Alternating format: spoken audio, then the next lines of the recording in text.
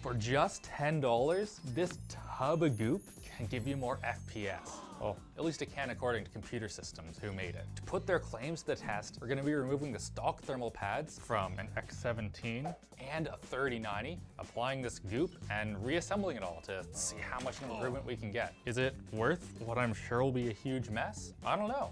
But I am sure I want to tell you about our sponsor. Glasswire lets you see past and present network activity, detect malware on your PC or Android device, and block its connections to prevent things from getting worse. Use offer code Linus to get 25% off at the link down below.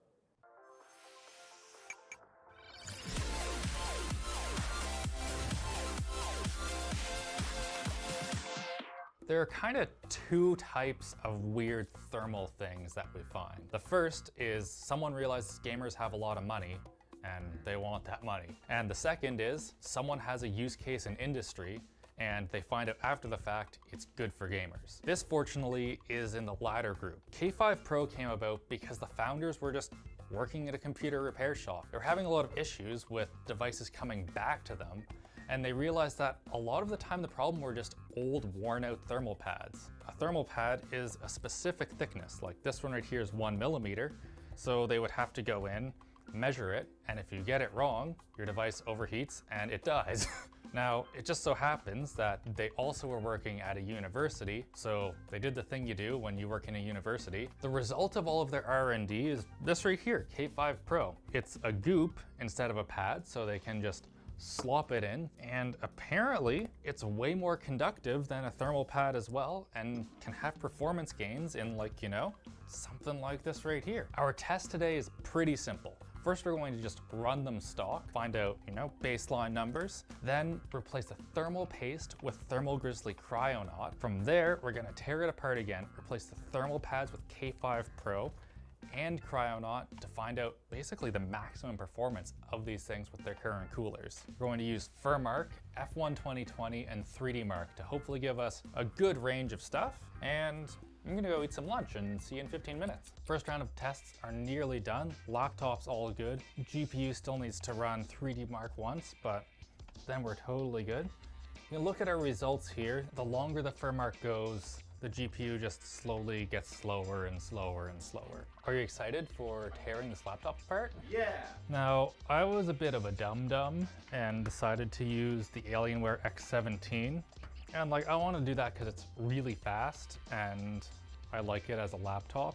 But doing this was really stupid because the disassembly process, it's not easy. This is not a simple laptop to take apart. Good job, Alex. Smart thinking. Everything that you need, like SSDs, battery, RAM, is all pretty easy to access. Cooler, not so much. It's on the other side of this. Do you like taking laptops apart, David? Not even a little bit. Not even a little. Hate it. Battery first. People always get really mad at me when I don't do that. You might be wondering, given how much of a pain in the ass this is to disassemble, why I choose to use it. The main reason is that most of our other really fast laptops are from Asus, and Asus uses thermal paste on their VRMs instead of thermal pads, which means switching it to K5 Pro isn't really gonna give you much of a benefit. What do you think the chances are that there's a random cable on the bottom that I need to disconnect, David? Pretty good. Wow, okay. Wow, that's a lot of cooling. 17 CPU barrier.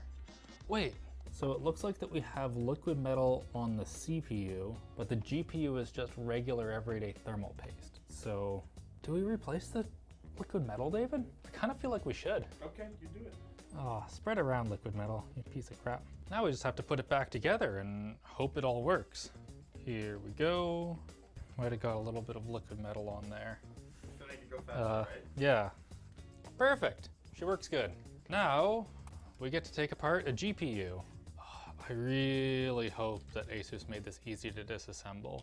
With them, it's normally kind of a toss-up with the GPUs. While we take apart the GPU, let's get the laptop on the go. Initial looks, seems very close to stock. Oh, these are the guys where we'll probably get a lot of benefit from it getting replaced.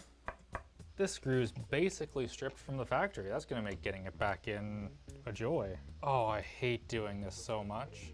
Oh, no. Oh.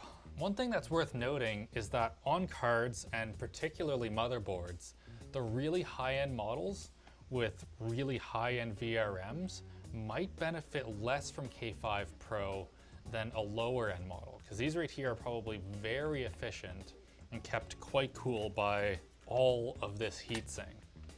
All right, GPU repaste was a success. Laptop also looks like it's doing pretty good. Yeah, it's not even thermal throttling on the CPU, so I guess our liquid metalling is better than Alienware's. See you in another 30 minutes.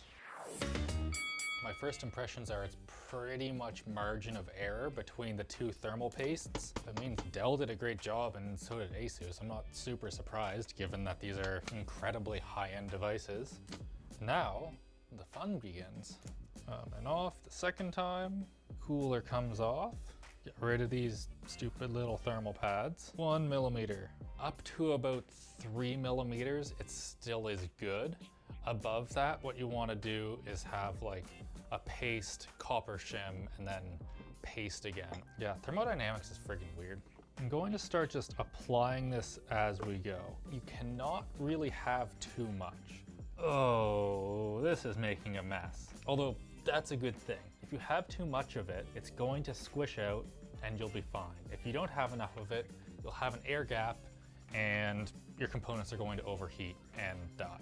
The other benefit is that it can actually stop condensation from forming. Now, why should this stuff be better than a thermal pad? This copper, although it may look fairly smooth, on a microscopic level is a whole bunch of little hills and valleys and crap, and that's what your thermal interface needs to get rid of. A thermal pad gets you about 60% contact on the surface, whereas the K5 Pro is able to fill in 99% of all of those hills and valleys. Oh my god. Beautiful, isn't it? One thing you might be wondering, looking at this, is how do you get rid of it? When I asked computer systems about it, they were kind of like, why would you? It just works. It's incredibly stable. Why would you ever replace it? But apparently if you just soak it in alcohol for a bit, you can wipe it off and it's not too bad. How much squish do you expect, David? Yeah, I'm hoping for a lot of squish. Oh, bit of smoosh there. We're just protecting our components. I was expecting this to be way grosser looking. We used under a tub of the stuff for the laptop. Given we have a bunch of 2 millimeter ones on here, we're gonna need quite a bit for this GPU. It's so goopy. Oh, geez. I will not let you down, computer systems. It is really important on chips like this that you cover the entire thing because there probably isn't much temperature sensing besides maybe a single probe in this. So if you miss half of it, it might overheat and not even know that it's overheating and kill itself. Ugh. They can't say I didn't use enough. Tub number 3. Oh, I'm having a lot of fun, but this may be disturbing to some viewers. Where would you rank this on like the tech gore you've seen, David? Oh, 6 out of 10. Now all we have to do is run the tests. This is going to be a bit more involved figuring out if it worked or not, because it isn't a simple look at temperature, it good. It's more like I have to go through all the frame times, organize it, and then we'll be able to tell you if it worked or not. All right, it's the next morning and I've crunched the numbers. On the RTX 3090, the results are very clear. The repaste got us more FPS, 17 more actually in FurMark, and the K5 Pro got us an additional 4 FPS for a total gain of 21.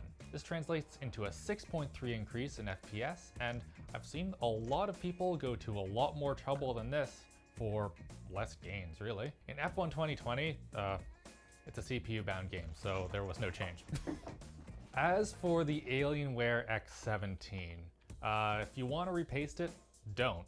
Turns out their extra special Element 31 that they talked about a whole bunch, yeah, it kicks ass. So when we replaced it, our performance dropped by 7 FPS in FurMark, and in F1 2021, we lost 3 FPS. Fortunately, we were able to make up some of that by adding the K5 Pro, so our losses were halved in FurMark, and in F1 2021, we saw an incredible gain of 1 FPS.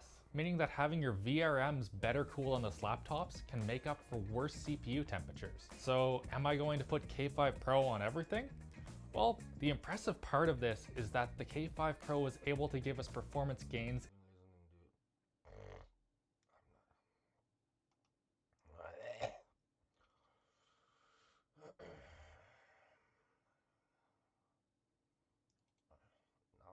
This revolting creature resembles a cross between a gangly human and a bloated spider. It has long, slender arms and legs protruding from a rounded, fleshy body. It has a spider's head with a pair of bulbous black eyes.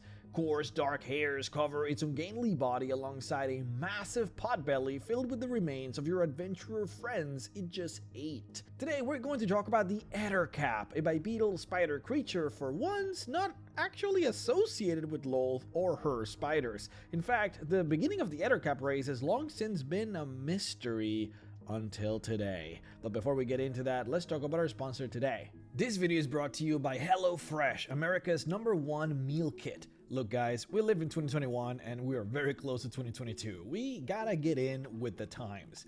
The reality is that nobody got time to go to the grocery stores anymore, and delivery is where things are at now. Did you know that the average trip to the grocery store takes 41 minutes? And that is if you know what you're looking for. For the longest time, the answer was getting your fast food delivered, but then you're still dealing with unhealthy fast food that is crazy high in sodium. And don't even let me get started on how those companies price gouge you for that service.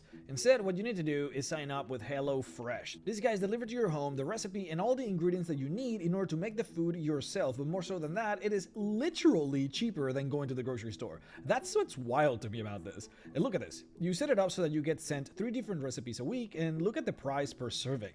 That is crazy low, especially if you live in an expensive area. See,